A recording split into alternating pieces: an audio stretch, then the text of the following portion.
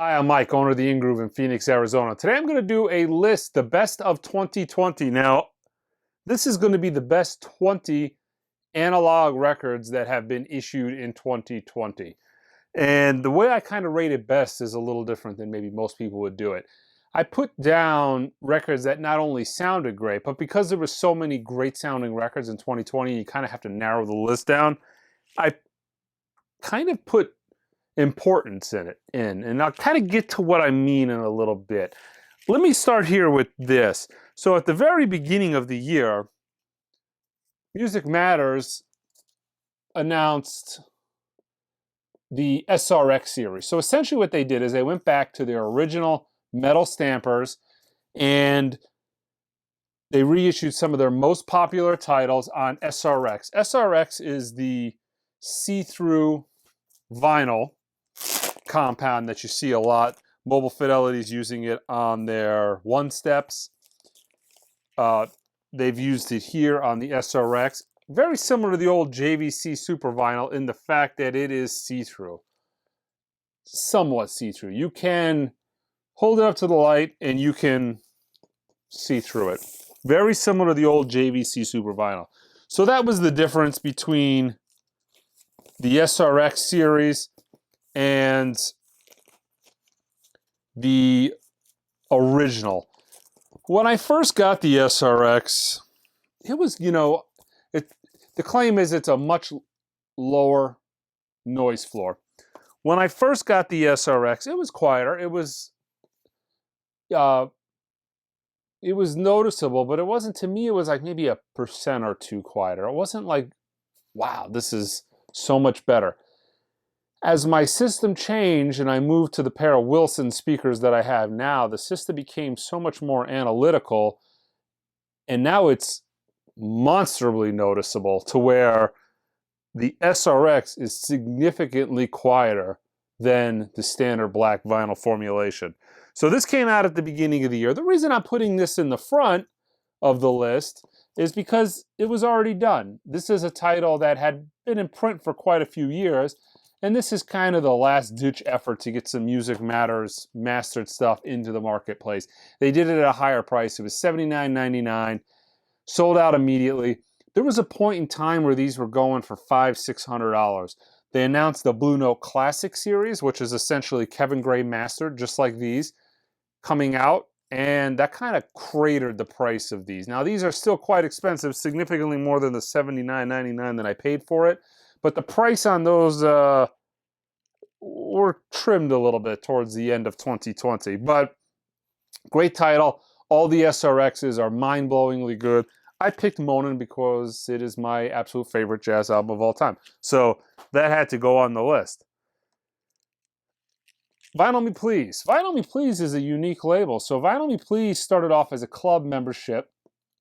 The problem with most Vinyl Me Please records is in the beginning they did titles that didn't interest me. The last couple of years they're doing good titles and they're doing them all analog. But Vinyl Me Please is a unique company. Vinyl Me Please sends out a lot of bad records. In my experience, I have gotten a lot of stuff that has been warped, has no fill. They like to put a lot of booklets in their records, and what they do is they jam booklets in between the vinyl and they use an amazingly nice Stoughton tip-on jacket for a lot of their better analog releases. And they put this book in between that almost always arrives to me warped. So combination of noisy vinyl, packaging is awful. They package stuff in just the cheapest, crappiest cardboard to where they arrive with corner dings. And Vinyl Me Please has a policy that they don't replace damaged jackets.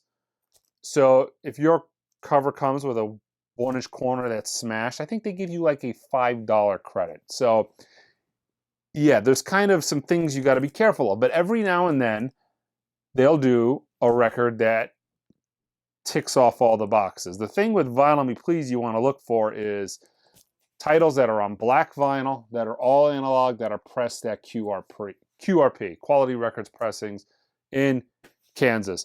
Those tend to be the best all-around presses. This is a title that ticked off all these boxes, and it wasn't something that I was familiar with. You know, Elvis, absolutely love Elvis. Love Albert King. I've never heard this. Albert King, King does the King's things. These are essentially all covers by Albert King, doing all of Elvis's songs. This is not only an amazing sounding record, but musically fantastic. It's great when you get an artist immensely talented and they do, not covers, but they do their renditions, essentially, of somebody else's music. And that's kind of what this is. You know he's playing One Night and Blue Suede Shoes. You know he's playing these songs, but they're not immediately identifiable. He puts his own spin on them. He makes them his. It's kind of like the difference between, Whitney Houston doing I Will Always Love You and Dolly Parton. Same song, wildly different approach. And that's kind of the thing with this particular title. This is an absolutely fantastic title, and Vinyl Me Please did a really good job on this particular record. Again, check the boxes off and you'll be less disappointed with mishaps from Vinyl Me Please. This is another title that I was not anticipating being good. I don't really care for most country.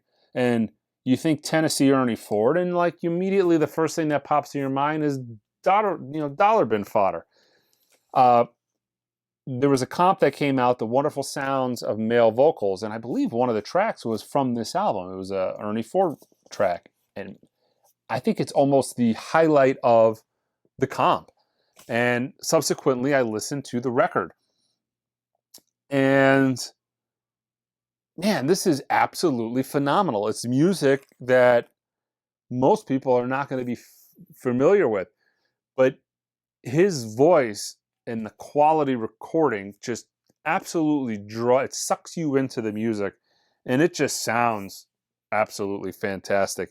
And I found myself at first listening to it because it was so good. It was so natural. It sounded so killer. But then you kind of get, it's one of those records, the more you listen to it, it kind of grows on you. And musically, I just found this to be absolutely fantastic. So this was a big surprise for me. Country Hits Feelin' Blue is the title. Fantastic. This is very, very solid. I play it in the store all the time, and people, who is this? Oh, that's Ernie Ford, Really? And people buy it, and this is a title that if it wasn't done on an audiophile label, because a lot of audiophile labels are collected, if it wasn't an audiophile label release and it wasn't something I played in the store, I could put this in the bin and I could have one copy sitting in my bin for probably 5 years and nobody would buy it. But the combination of me playing it in the store and it being on a reputable audiophile label, this sells extremely well. It sounds extremely good. So I picked this. They did the Big Star reissues recently, and they did them all analog. These were done by Jeff Powell at Takeout Vinyl. All done on a real heavy cardboard Stoughton tip-on jacket. Don't know if it's a Stoughton jacket, but it's a real solid, looks like a Stoughton jacket, high gloss, kind of like a Blue Note Tone Poet, and a fantastic album. I've always dug this particular album. This is kind of one of those records that, outside of the music business, I don't know if anybody really knows who Big Star is, but yeah, this is an extremely solid album. It's inexpensive. It's an under $25 record. It is all analog. It's a heavy-duty cardboard jacket. Sounds fantastic. It's been done by Classic Records, so it has been done by another audiophile label. But the fact that they came back and did it as an all-analog reissue, fantastic. This is a series of records I cannot talk enough about. So, the Universal series of titles. So, essentially, this is a series of records that's all being pressed at QRP. Very similar to titles that are done, other titles that are done that Universal owns, like the Tone Poets, except for Tone Poets are essentially the Blue Note label stuff. So Blue Note, but there's some World Pacific titles. There is a Solid State title, the Chick Corea. This is, the same umbrella parent company, but this is a series that is focusing on the Verve, Impulse, Emercy, Decca Jazz.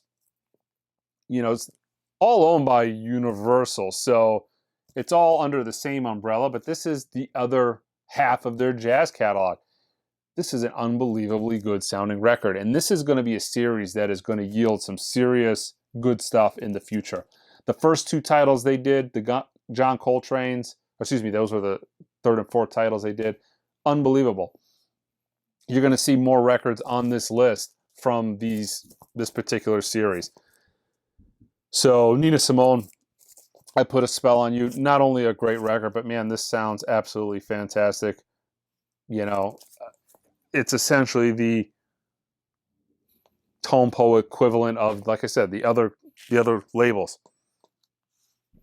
in the Universal catalog. So Bob Dylan, oh mercy, I want to say they did 3,000 of these.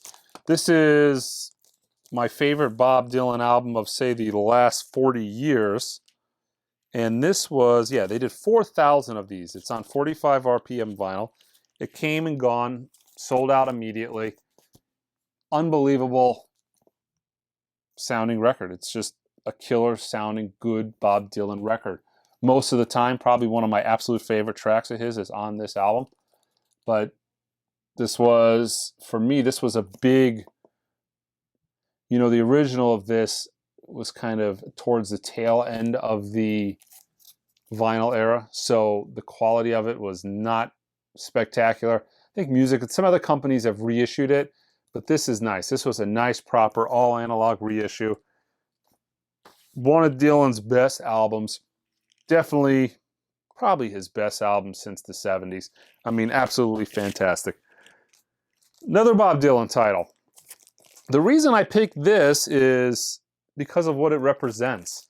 And when I started the video, I kind of talked about the significance. This is a significant step. So, like the Music Matters SRX, Bob Dylan's Desire, this is the Mobile Fidelity Super Vinyl. This is the second title in the Super Vinyl series, where essentially what they've done is they've taken their original metalwork, their original stampers, rather than pressing them on standard black vinyl, they're pressing them on the Super Vinyl. Same thing that Music Matters is using, and they use on their one-steps. They're a lot more limited. They did 1,000. They did 1,000 of these. These sold out in, I want to say, about 15 hours. These were direct only off of their website. I think somebody told me about this maybe 4 or 5 o'clock my time. When I woke up, every one of these things were sold out. So this is something that I think is going to be wildly successful for them in the future, and I'm going to expect a lot more of these to come out. And a lot of these, I would imagine, are going to come out titles that are already maybe out of print and expensive. Kind of like this. When this dropped, the normal vinyl version was going for a couple $100. They also did Elvis Costello. When that dropped, I think it was going for close to $300. So, fantastic Dylan record. Again, the Super Vinyl is absolutely the quietest vinyl I have heard manufactured in maybe the last 30 years. It's extremely good stuff, and I'm looking forward to a lot more titles being available on the Super Vinyl. But yeah, that was a good one. That was a surprise too, because they didn't announce those. You know, I kind of knew that the Super Vinyl stuff was in the works, but nobody kind of had, you know, and I think it was kind of common knowledge. People were out there talking about it, but nobody knew what was coming or when it was coming. And then it just dropped one day and was sold out in a few hours. A lot of great tone poets came out. The reason I picked Jackie is because, you know, this is a title that hasn't been just redone and redone and redone. So many of the Blue Note classic titles have been redone a ton of times. This is one of my favorite Jackie McLean albums. It sounds absolutely fantastic. In my opinion, it is one of the best Blue Note artwork as well of all time. I just absolutely love that cover. And this was a record that I've always, you know, I have an original of this, but one of my favorite records, I wanted a real high quality reissue, you know, to the equivalent of like a Music Matters or, you know, and when this came out, man, I was just absolutely floored. So it's a fantastic title. Really good. One of my two favorite tone poets of 2020. But yeah, really good record. Art Blakey, Roots and Herbs. This is one of the newest Tone Poet titles. Rudy Van Gelder had an absolutely astonishing way of recording a drummer. I cannot think of a better recording engineer as far as his ability to just capture the drummer in the best light possible. Not so much can be said for, say, maybe the piano player that went into Van Gelder's studio, but he had a way of capturing drummers. And some of the best Blue Note records you will ever listen to are Art Blakey records.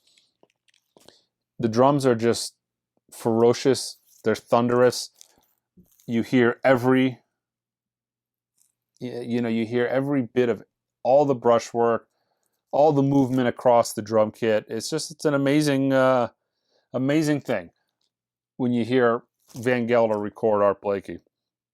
Art Blakey, like I said, Moanin', my favorite jazz album of all time. I truly think he's one of the absolute greatest drummers of all time. Roots and Herbs is a great record. Lee Morgan on trumpet, Wayne Shorter, Bobby Timmons, who actually wrote Moanin'. It's a fantastic, fantastic record. Well worth it. Super good. And that kind of comes from the era of, when this originally came out, it was 1970. So that was kind of when, towards the beginning of the Liberty era stuff, sound-wise, that vinyl I felt was better. But when you started getting into the later Liberty stuff, the quality kind of started suffering. And, when you compare the 70s Tone Poets against the 70s Liberty Blue Note pressings, I mean, it's just night and day. The new Tone Poets absolutely kill it, sound quality-wise. Booker T and the MGs. This is Macklemore Avenue. This was a Record Store Day release. This is essentially Booker doing all Beatles tunes. As you see there, it's kind of a homage to Abbey Road. He's walking across the street of Stack Studio, which is Macklemore Avenue. This is a great record. And this was all analog. This was maybe $22, $23. This was a super cheap record when it came out. Same concept. It was a real high quality cardboard cover. Just really good. Some people told me that, I read online that some people had issues with the pressing quality. The 2 or 3 copies that me and my people that I work with got, we all had immaculate, great sounding records and for very little money. This is another record that suffered from mediocre, noisy 70s vinyl. So to have a nice, clean analog pressing on really quiet vinyl is a treat. So now we're getting into the titles that are not only all analog, but significant. And this is one of them. This is the Jono Starker Bach Suites for Unaccompanied Cello, the box. The original box of this was a 3 LP set. And the reason why this is such a big deal is because that original box is getting upwards to maybe $1,500 to $2,000. It is extremely expensive, very high bar of entry. So when you get a company like Analog Productions that takes the original, now what they did with this was kind of unique. Like the original, they went back to the original 3-track masters, and these were all cut live. All the groove spacing was done on the fly, just like all the original Mercury Living Presence titles. And if I'm not mistaken, this was done by maybe the son. I believe it was the son of the original recording engineer. And these are absolutely fantastic. The sound quality of the original Mercury Living Stereo titles are absolutely fantastic. There's a reason why they command the money they do. And this is just absolutely unbelievable. This is at 45 RPM, but this is, I listen to classical music. It's a genre of music I know the least about. A lot of your classical guys will, they'll listen to a record and they can tell you what hall it was recorded in. That ain't me. I listen to a classical piece and I know I like it. This is an emotional listen. You can get really drawn into this. But I will say this is not a record that I've ever been able to listen to all at once. You break it up because it is a solo cello performance. So this is not, This is not something that's ever been able to keep me entertained for, you know, 2.5 hours straight. Break it up, sounds absolutely fantastic, and the quality of recording on this is just absolute dynamite. You know, you can hear every time he pulls back on that bow, every time he takes a breath, every time he exhales. Exceptionally well recorded and sounds fantastic. Lee Morgan, the Cooker. This is another tone poet. Anytime you can get a 1500 series Blue Note title that sounds exceptionally good, audiophile, analog, high quality cover, the whole works, and it costs you 35 bucks, that's like the recipe for a really, really good reissue. Yeah. Love Lee Morgan, love Bobby Timmons. Paul Chambers on bass, Pepper Adams, Philly Joe Jones. Absolutely amazing lineup. Makes for an amazing record. Fantastic. This particular one is in stereo. I kind of prefer this era of Blue Note. I prefer the stereo titles. You know, at the time, Van Gelder was 1578, so there was a small period of time where he was recording for about a year, I think it was, in mono and stereo, and then he went over to a pure stereo recording setup, and he was essentially through a, not quite a fold down process, but he was mixing down to mono. The era where he was running that one machine, mixing down to mono, I prefer the stereo recordings. I think it was better. And I think this is 1958. I'm going to say that this is just off of memory, that this was one that was recorded in true stereo and then brought back down to mono. Fantastic sounding record. Really, really good. This is one that I actually cannot show you the record. I have to show you my original. Helen Merrell. This is her original self-titled album. Analog Productions did this. It has been out of stock for months. It's awaiting a repress. This was such an iconic release because this is a super expensive record. A really clean copy, a copy like this is a $2,000 record. This is not a record that you will ever find easily. So when Analog Productions releases a nice reissue, all analog, for 35 bucks, absolutely fantastic. Actually, I grabbed my second press. So this is not a $2,000 record. This is probably still $700-800 for a near mint second press. But yeah, I have no clue. I've got boxes of records everywhere, so I have absolutely no clue what I did with the Analog Productions, but this came out in 2020. It sounds absolutely fantastic. When it came out, I played it in the store 20 times in a week. It's just, and I'm not a huge female vocal fan. You know, a lot of audiophiles really, really dig the female vocal stuff. That's not my go-to, but this is an exception for me. This is an amazing sounding record. And a lot of that comes from, I'm imagining, just the players on the record. Clark Terry, Jimmy Jones on piano, and you got Oscar Pettiford on bass. You have just a proper jazz band backing up Helen. And I think that was just, in this case, the recipe for a killer album. And it is. I can't wait till they press some more. Because if I don't find my copy by then, I'm going to bust open another one until I do. But I'll continue to play this until. But yeah, Helen Merrell, self-titled, amazing album. Proper reissue was long overdue, so when that came out again, home run. This is an album that I didn't anticipate liking as much as I did. This is the lost, shelved Neil Young album from the 70s. Got a proper release. It was originally coming out as a Record Store Day title. It was pulled from the Record Store Day list, but maybe it was $22 in that range. All analog, musically fantastic. I haven't liked, you know, I really dig Neil's 70s output. Some of the stuff in the 80s was good. This is the first album for me that's really caught my attention of his that he's probably put out since the 90s. This is a fantastic record. And the sound on this is absolutely killer. This is well worth a pickup, especially for this price. I think it was maybe 22, 23 bucks, something like that. But yeah, and the beautiful thing about the, Neil Young's recording is he uses his version of a SPARS label to where essentially he gives you the sourcing there to where it's sourced from the master original analog tapes. So you know exactly when Neil cuts a record, what you're paying for. Fantastic. This is the first of those universal labels releases I was showing you. I showed you what was the first title I showed? The Nina Simone.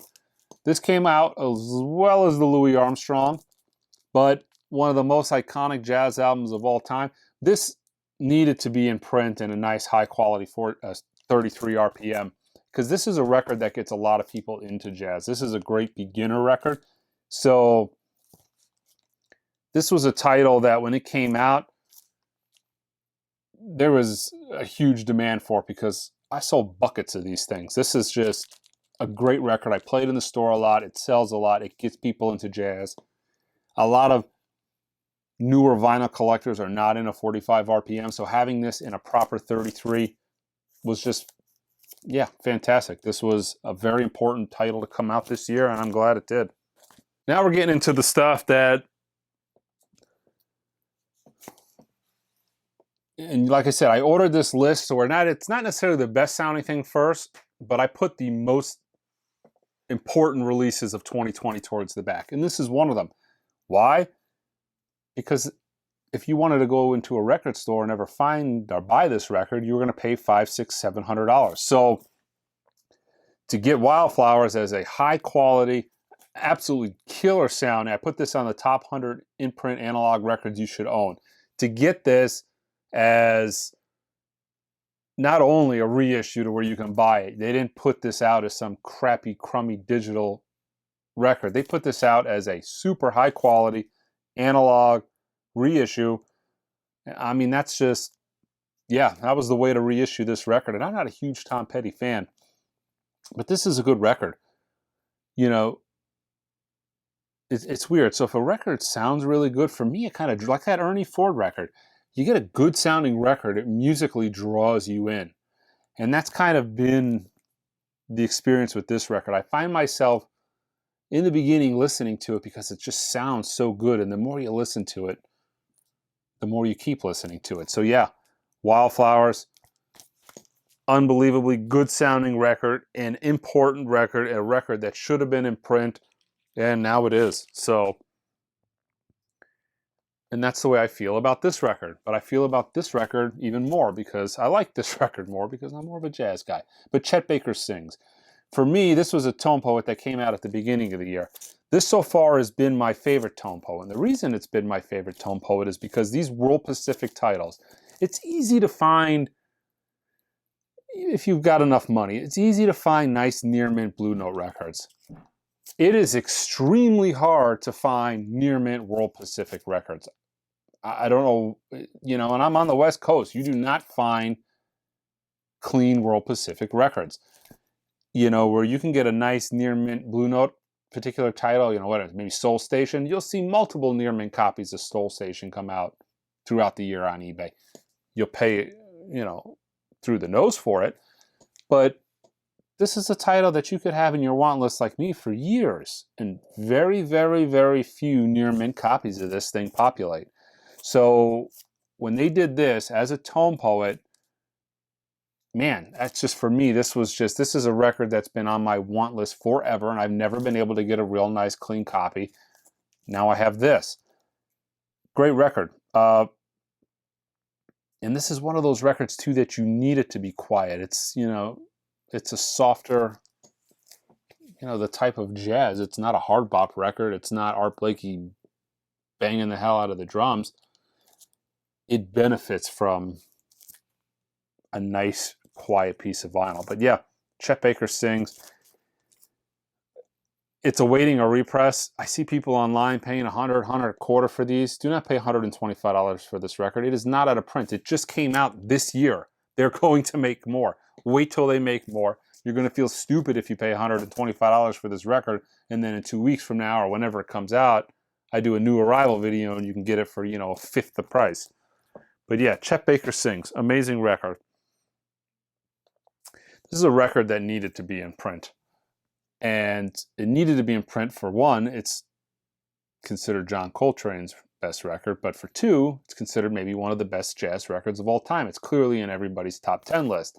And for the last 4 years, there has been no analog version of this in print. The last one that was in print was the 45 RPM Analog Productions title. And then the last time it's been in print as a proper 33 was maybe the Speaker's Corner, almost 20 years ago. Maybe that came out at the beginning of the 2000s.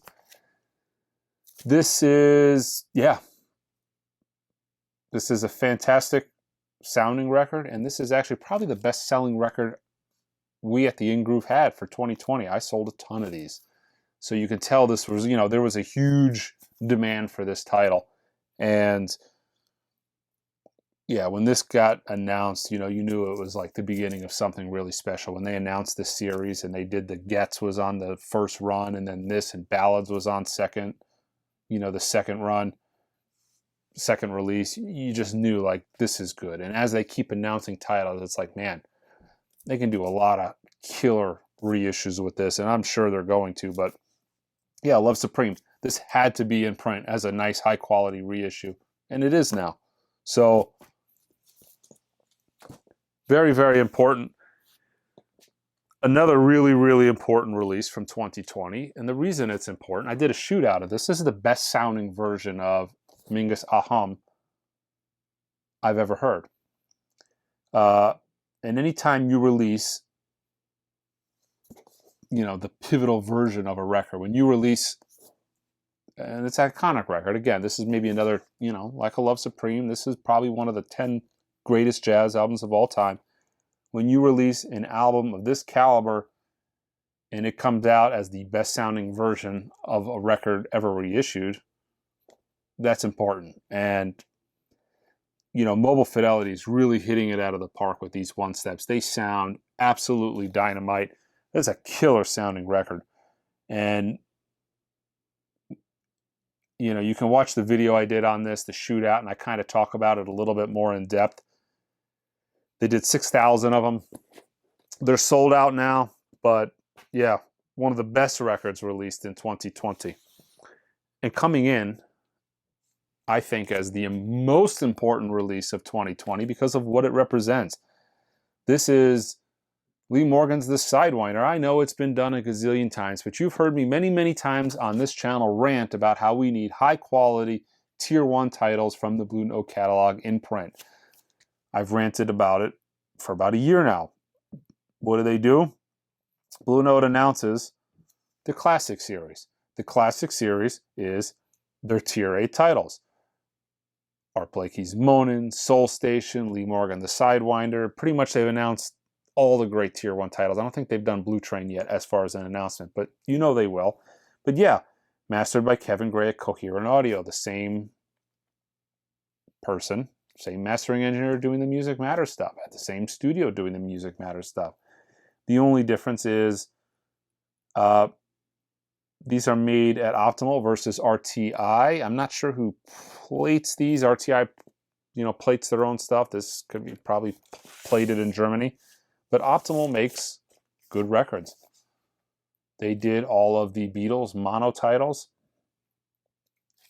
And yeah, this is huge because this is the beginning of high quality, affordable, which is how they win. They could have did this as a tone poet and kind of kept it in that $35 tier, but they did it more as their previous series, the Blue Note 80th, to where it's in a generic jacket, but it's $25. And this is going to get a lot of people into jazz. So this is needed. There's a lot of guys getting into vinyl, and people that frequent a record store who are getting into vinyl tend to be more adventurous than somebody probably buying off of iTunes or even streaming off of Spotify.